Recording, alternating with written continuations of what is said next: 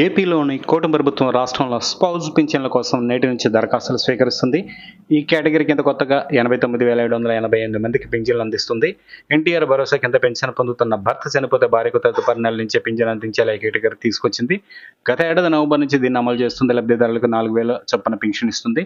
అంతకుముందు 2023 డిసెంబర్ 1 నుంచి 2024 అక్టోబర్ 31 మధ్య ఉన్న ఇదే కేటగిరీకి చెందిన అర్హులకు పింఛన్ అందించాలని గ్రామీణ పేదరికల నిర్మూలన సంస్థ అయిన సెర్ప్ తాజాగా ఆదేశాలు ఇచ్చింది. అర్హురాలైన మహిళ భర్త మరణ ధ్రువపత్రంతో పాటు తన ఆధార్ కార్డు, ఇతర వివరాలను గ్రామ వార్డు సచివాలయాల్లో అందించాల్సి ఉంటుంది. శుక్రవారం నుంచి వివరాలు స్వీకరిస్తారు. అర్హులు ఈ నెల 30 లోపు ఈ వివరాలు సమర్పిస్తే మే 1న పింఛన్ డబ్బులు అందుకోవచ్చు. ఆ లోపు నమోదు చేసుకోలేని వారికి మాత్రం జూన్ 1 నుంచి పింఛన్ అందిస్తారు.